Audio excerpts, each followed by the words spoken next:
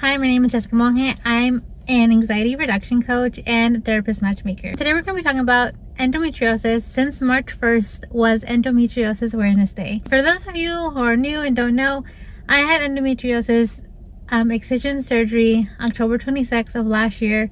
So I'm about 4 months post-op. So I want to start off with noting what my personal signs and symptoms were, because everyone's different. I didn't know what endo really was, and once I found out that all these different symptoms were endo, it made sense. Every time I would go to a doctor, it would be treated as different individual isolated situations and symptoms, when in reality, if someone was an expert or knew a little bit more, or if there was more research on endometriosis, this could have been caught way sooner. And by way sooner, I mean like my freshman year of college, which was 2013. And I had my surgery last year, which was 2023. So 10 years of a difference. 10 years of a lot of pain and a lot of, giving up and stuff. But let's talk about the signs and symptoms. Number one, which I'm going to state it now because I always forget it, is frequent urination, because I had a bladder of like a squirrel.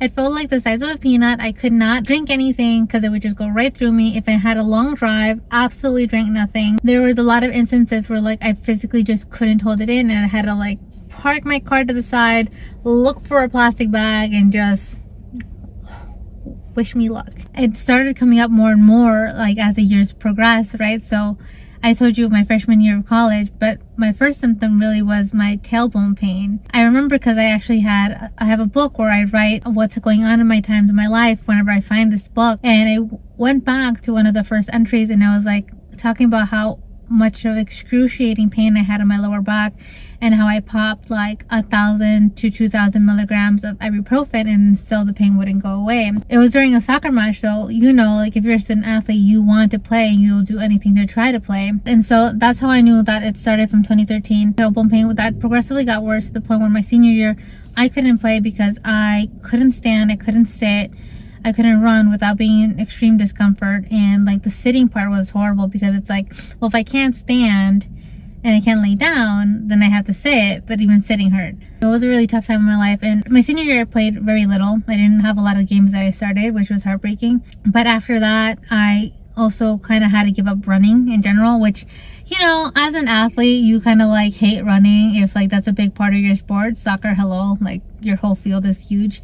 And so I didn't like running if it wasn't while I was playing soccer. And then after I was like, I can't run anymore, and was kind of taken away from me, I missed running a lot. That was a little sad for me. Like, when something isn't accessible to you anymore, or you don't even have the option of doing it, that hurt. With the tailbone pain, no one could figure out what it was. I did x-rays, MRIs, everything you could think of. Nobody saw anything. People thought it was a herniated disc, and it wasn't. Only PT that ever helped was one that I found in Lower Manhattan, and he was really nice. But he recommended a lot of like lower ab workouts, and so I did them. So it helped a little bit. I'm not gonna say it didn't. When I did CrossFit, it was like the best I've ever felt in terms of my lower back pain. I didn't have any lower back pain when I did CrossFit, which was amazing, and I've always wanted to go back to it. At least this particular gym that I used to go to. This might be TMI for some people, but I'm going to be talking about sex, and I'm not going to go too deep into it just for my partner's sake. But intercourse was very painful. And that's another sign or symptom of endo. Intercourse shouldn't be painful. I told my gyno this, and also when the wand would be put inside me to like check everything, it hurt so bad. It was like a really deep pressure, that wand, like a really heavy pressure that wand had. And whenever they would move it and to decide, I wanted to pee, number one. Number two, the pain just hurt so much. And I told them, and they were just like, it's fine, it's normal. And I'm like, this can't be normal, because like I'm not a big crier. I have I think a really pretty good pain threshold, but I wanted to cry in that gyno office, and like sometimes I did tear up, and sometimes tears did fall from my face, and the technician just felt so bad, and my gyno just kept saying, it's fine, it's normal for sex, just use coconut oil for lube and stuff. And what they kind of did that I didn't like is that they kind of touched me with a cotton swab, and it hurt like fucking hell. Number one, honestly, in my opinion, I don't know, if you go in and you swab someone dry, it's gonna hurt. Like, so that was that. And I was just like, I didn't know what was happening. I didn't know what to do. I was just kind of like, okay, if you say so. I never used coconut oil as well because I didn't want to, and it just, at that point, sex was such a turn off for me because it just hurt so much that I just didn't care for it. I had such low libido too. And so that was another thing. Something that came up 2 years ago that was very new was I started getting this really, really sharp pain on my left side, where I would assume is where my fallopian tube is, right? I was say that I think it's like my left fallopian tube that hurts. And then the gyno told me, oh, it's because you release a very abnormally large egg. I'm like, okay, cool. They said it just will happen from time to time. Okay, it was a sharp pain, mind you. And it would happen during my periods and also when I would do extreme workouts. Not extreme workouts, just workouts in general, and it would just hurt so much. I was like, okay, fine. Kind of makes sense if it's a large egg releasing. But then it would happen every single month. So I'm like, you're telling me that I release a very large egg on one side every single month. Didn't add up to me. Okay, and then it started hurting during ovulation. So mind you, 2 weeks of my month in pain. And then there came a point where January of last year, 2023, I was basically kind of bedridden because of that pain, because I had that pain for the majority of the month. I want to say at least 90% of the month. So tell me how that makes sense. If it's not my period and if it's not ovulation, why does it hurt the entire month? So they prescribed me like pain med that was higher than regular ibuprofen. I forgot what it was called, but I try not to take it as much because like I didn't really want to rely on it. I didn't want to also mask the pain, but at that point I didn't know I had endo, and I was just like trying to roll with the punches. So I was just like, I'll do as much as I can, and it was a frustrating time. Another thing also that I learned was a sign or symptom was shoulder pain, specifically in my right shoulder blade. The cusp of it hurts a lot, and I never knew what it was. It hurt to cook and clean, and they sounded like excuses at the time, but no one really would be able to understand that what I was going through. Like, I can't be in the computer for too long. I can't fold clothes. I can't do my daily stuff. Couldn't do a daily activities just because my right shoulder blade hurts so much. And I went to physical therapy for it, but not a lot of solutions came about that. They just said continue stretching. And the same thing with the lower back pain. When they told me you just need to do lower ab exercises regularly, and they told me to do shoulders exercise regularly, I'm like, so you're telling me for the rest of my life I have to do lower ab workouts and shoulder stretches every single day for me to be able to function like a regular human being? And for me, that was just blasphemous. I was like, no, that doesn't make sense. I'm going to do it to a certain extent because like obviously I'm in pain, but like there has to be a better way. There has to be a bigger solution. And I was just frustrated, and I was like, how is this just the final answer? Other signs and symptoms were also like gastric pains. I've had multiple endoscopies done. I used to have an ulcer, I know that, but they never found anything, and they're just like, eat better. And I'm just like, F you. I'm like, what do you mean eat better? Like, I do eat as good, like I do eat well. It was just a frustrating time. You know it's frustrating when you're waiting for like 2 hours just for a doctor to be like, in 30 seconds we found nothing, eat better. Like, that's frustrating. You're wasting your time. You wasted your whole day doing the endoscopy, and you could have really sent me an email. You really could have sent me an email. I had brain fog, which, correct me if I'm wrong, I'm pretty sure that is maybe a sign or symptom, or just like a part of like the chronic fatigue, because chronic fatigue was a sign or symptom. I had really, really, really bad chronic fatigue. I thought it was part of like my depression and my mental health issues and stuff like that.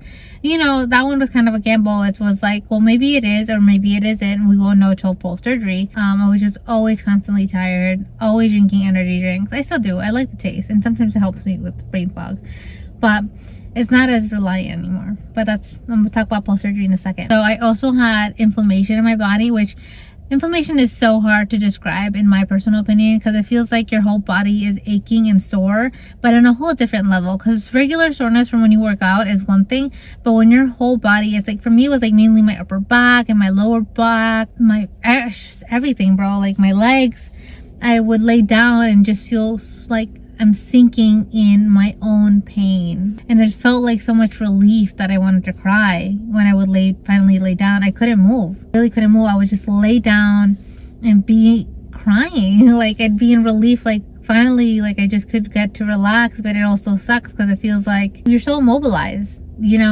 So there is a video that I will link down below where my surgeon shows how inflammation looks like, and I just literally sent it to a friend this morning, and they're like, oh my god. And I'm just like, yeah. She's like, it looks horrible. I'm like, it feels horrible. It feels horrible. And I remember last year right before surgery, I was just planning my boyfriend's surprise birthday party, texting people, getting party things ready, bringing things to my aunt's house because that's where we're hosting it, and just going back and forth running errands, right? And then finally, I think the day before, like 2 days before, I just laid on the floor face down because I was finally done with everything, and I just cried for like 2 hours. And at first my boyfriend laughed because he's like, what are you doing on the floor? And then he heard me crying. He's like, what's happening? Correction, fiance. I keep forgetting. He was just like in so much shock that I was in so much pain that I cried for so long. He goes, are you sure like it's only that? Like, is there anything you want to talk about? I'm like, no, I'm in pain. There's no one hurt my feelings. I get emotional a little bit thinking about it because I'm just like, wow, that stuff sucks. I do have asthma. Some of the endo advocates that I talked to thought I had thoracic endo. I still do think I have thoracic endo because yesterday I had a really bad like wheezing episode and my shoulder still hurts. And they also told me another symptom was like when your earbuds pop out of your ear, you know, that's not supposed to happen. Sometimes my headphones pop out of my ear, like I'll have them on regular, they'll just come out. I'm like, that's a little weird. So that's something. So I think eventually, maybe down the line, I'll have to figure out something to see if I do have thoracic. But my surgeon said he checked and he said he found nothing, which is all I need to know for now. So those were all of my signs and symptoms. I don't think I forgot anything. I did have a lot of shooting pain down my legs, on the back of my legs, that came from my tailbone. But I think that might be like nerve compression and other stuff. But yeah, so let's talk about post-surgery. So surgery, October 26th. It was in Jersey. I could talk about the financial stuff on a whole different video, but you guys could ask me questions because financial journey throughout it all was really like frustrating. I had like one person said this, one person said that, talking to your insurance, the office, the hospital, things getting canceled last second. So much stress, bro, on the patient. Long story short, we had to pay $10,000 out of pocket because they didn't accept the current insurance that I had. And also, even if they did accept it, the hospital was in Jersey, my insurance is in New York. It's kind of like I'm not gonna say the word, but I was screwed basically. So I had to just pay it out of pocket. So surgery, I had it on a Thursday. I came home the same day. We had actually bought an Airbnb to be there the day before and a day after because I had to take like Miralax and like they had to really cleanse me out and stuff, and I was like, I should be close by, number one. Number two, since my surgery is so early and I have to be there at 6 a.m, I'd rather be in Jersey instead of being in New York and commuting from here. Had the surgery, woke up with extreme gas pain, guys. The gas, everybody warned me it's all gonna get trapped up here. And I think it was the right shoulder, I don't know, right or left shoulder was trapped in my traps, okay? And the reason why you get so much gas pain is because they pump you up with gas so they could, you know, move around there a little easier. I had all that gas pain, but I was prepared. And the endo community really prepared me. I had peppermint gum, I had ginger ale, and I also stocked up a peppermint tea for when I got home. All the gases came out. I still felt a little bit of pain, but it was, you know, it was alright. And then they just needed me to pee before I left. Also, during the surgery, they took out my appendix and they gave my bladder Botox. So my bladders, the nerves around my bladder wouldn't be shooting and telling me go to the bathroom when I didn't have to go to the bathroom because my body was so used to constantly going to the bathroom. So that's what the Botox was for my bladder. And the appendix, they're like, you know, if we find a little bit of endo, we'll just take out the appendix because you don't really need it. I'm like, take it all out. Take everything I don't need out. You have my consent. They just need to make sure that I peed because I guess, you know, they put it in the catheter, took it out, just make sure you pee. When I tell you that was the most painful thing I've ever gone through. Could not use the bathroom. I could not pee. When I did pee, it felt like glass, shards of glass burning. I just couldn't do it. We were there for so long, dude. I think I was out of surgery around 12. I think it was like an hour and a half surgery. So I was out around 12. My hairstylist told me this too. Shout out to her. That after surgery, you're gonna be cold as hell because the OR is cold. I was cold as hell and I was in fetal position and they had to put like those thingies like from the AC to pump heat into my blankets.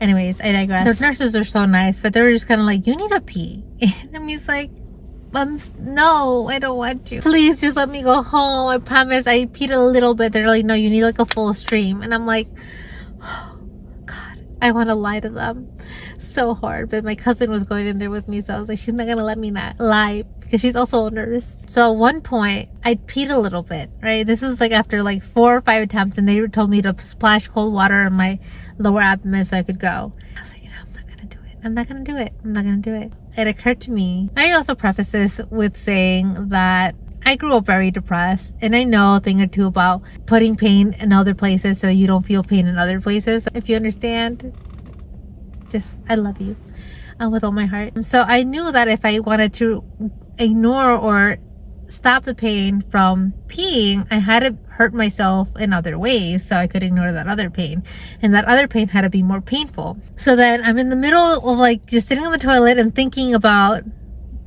this. It just came to my mind like, oh, I need to reroute the pain somewhere else. So I told my cousin, I was like, I need you to pinch me.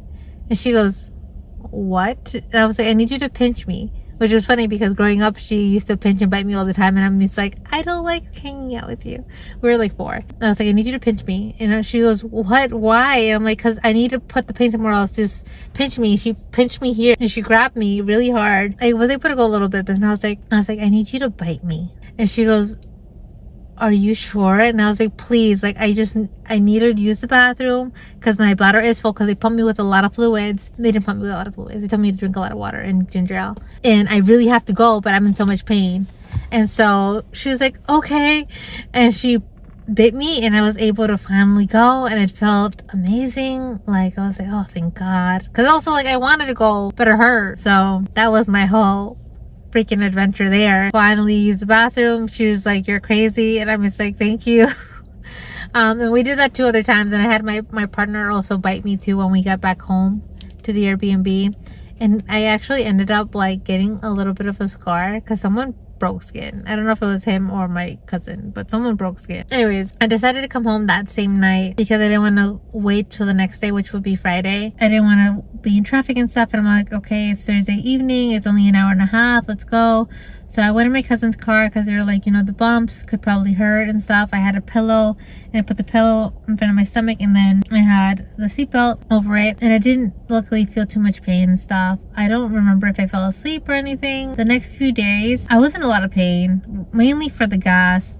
Walking and standing, I was exhausted. I couldn't do it more than a few minutes, but I was adamant about like getting my cousin and people who were taking care of me to make sure I did walk once an hour or as much as I can when I wasn't sleeping. I would just walk across my apartment a few minutes and then go back to sleep exhausted. Lots of peppermint tea, lots of gum, lots of ginger ale for the gas. By day 3 or 4, I was able to be more alert, and I was walking a whole bunch more. My friend had come by that day, and she goes, you look great. And I was like, thanks. And I was just like, you know, it was like 3 or 4, but I just constantly had to remind myself, like, you need to relax. Your body went through a whole big surgery. I just kept remembering him. He's like, they cut through your entire abs and all these layers of skin to go into your organs. Like, that's not a small thing your body just went through. So I just reminded myself, you can't bend sound, you can't pick things up.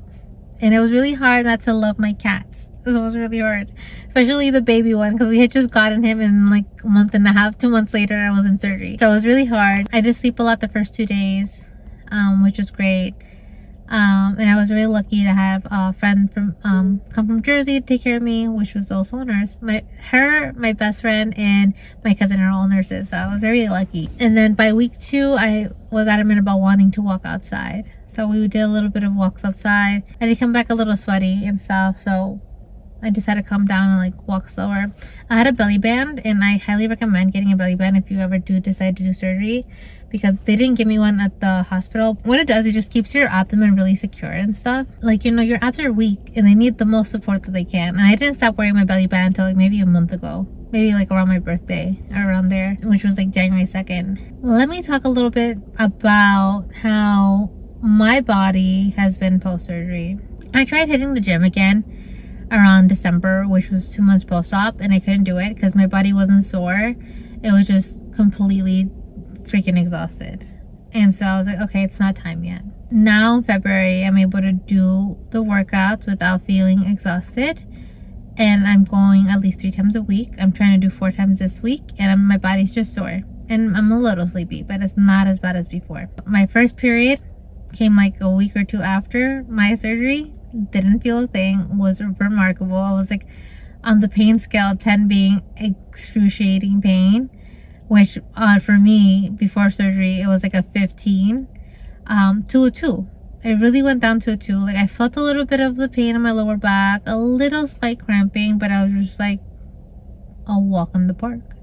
So I was like, holy crap, that's amazing. I couldn't say that about my second period. Second period was a little bit hellish. Hot flashes, sweats, pain. My back hurt a lot.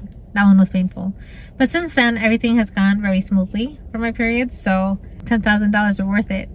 I am so much more energetic now. So much so that I told my friend who is always out and always a yes man. I was like, hey, I have much more energy now. So if you're out to hang, I'm down to hang. Because I can do it now. I'm just a little tired from here and there. But that's just me being a little tired. I'm a big sleeper. So there's that. So I'm able to like be up all day and function, and that was so nice for me.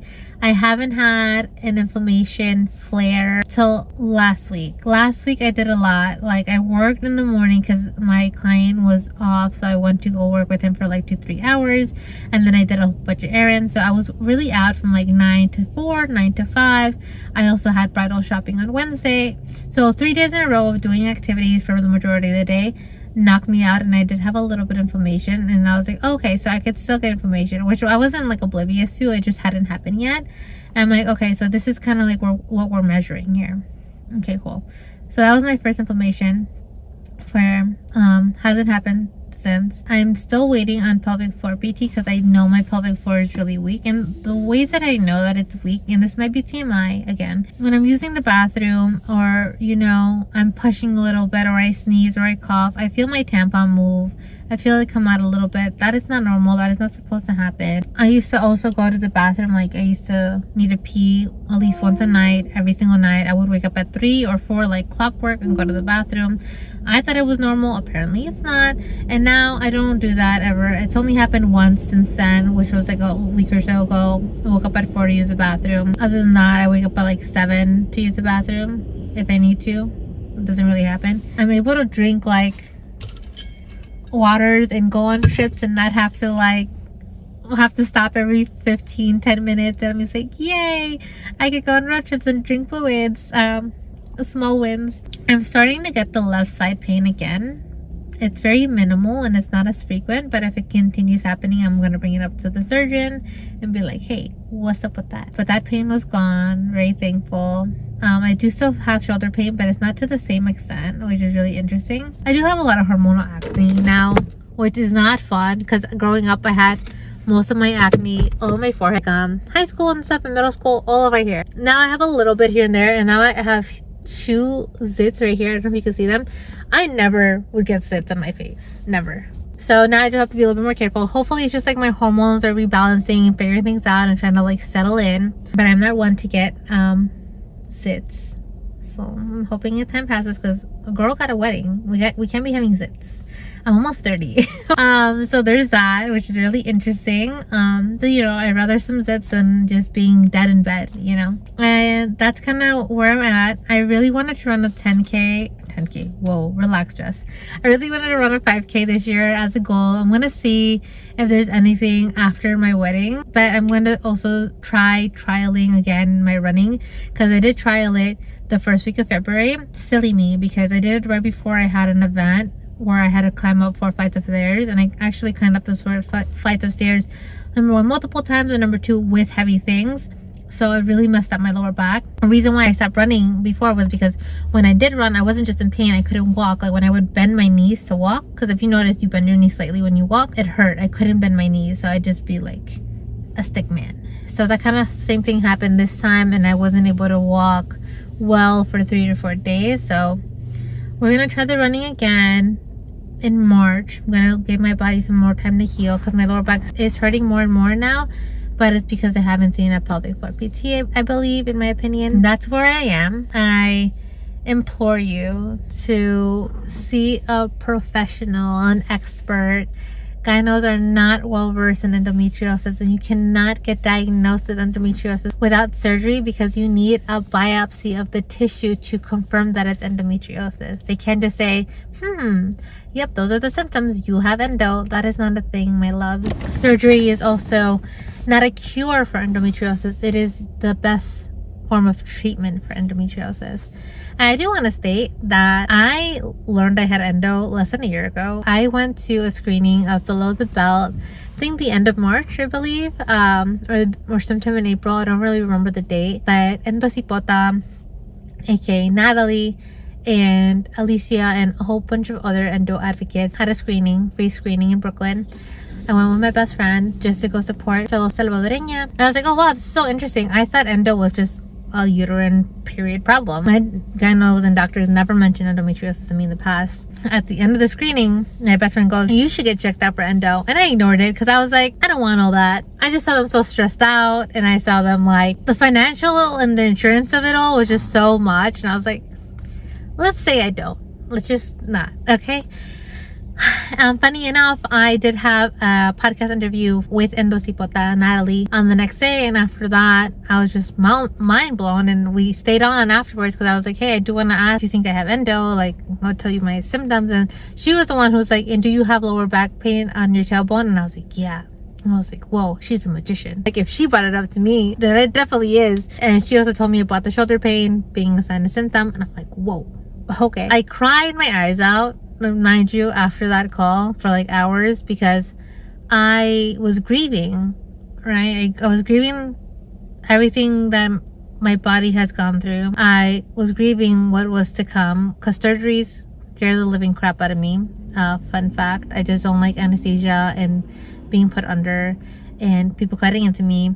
And also I'm afraid of like post-surgical infections, and also like, what if I wake up under anesthesia, all these other things. So I cried because I was like, also like, damn, like I went my whole life not knowing this, and I almost was this close going my whole life without knowing. And I have another video where I explain how I found out I have endo. That's a whole different thing, and it's pretty freaking miraculous in my opinion. And so I was so close to not knowing that I had endo, and I really would have went my whole life without knowing. You know, I'm in a very privileged and lucky space to say that we were able to pay out of pocket within like, what was that, we scheduled my surgery in October, and I found the cost of everything like around May or June. So June, July, August, September, October, like 4 or 5 months. My partner is in finance and he's in sales, and if it wasn't for him, I probably would have never gotten the surgery done. Just too expensive, or I would have went with someone who I didn't want to have surgery with. There are more affordable options. It's just your preference and what is in your budget. There's no wrong answer as long as it's with an expert. There will be people who say they are experts in endo and they're not, so just be careful. But yeah, I'm so grateful. It's been a journey. I'm glad I'm healing. I'm glad to come to this 1 year of the below the belt screening as someone who's already had surgery and has more than 3 months post-op recovery. Last year really threw us on a whirlwind because it was not planned. So that is my endo story post-op. I am very excited to try to run a 5K. I'm very excited to start hiking again because that's something I also had to give up because of my lower back pain. So excited about all those good things. Do you think you have endo? Have you been told by a regular gyno that you have endo? Let me know what your questions are down below. I'd love to see how I can help, or at least redirect you to the best resource possible. Do not claim to be an expert. I am still learning every day on my own, but I love the endo community because they have been so supportive and so gentle and so kind and understanding, because it's not an easy road. It really wasn't. I'm Jess. I'm an anxiety reduction coach and therapist matchmaker. If you're looking to reduce anxiety or just understand your triggers a little bit more, I'm doing one-on-one coaching, which will be linked down below for a free consultation. And if you need help finding the right therapist for you, that will also be linked down below. If you like this video, I'm doing more vlogs and educational posts, so please like and subscribe. Bye.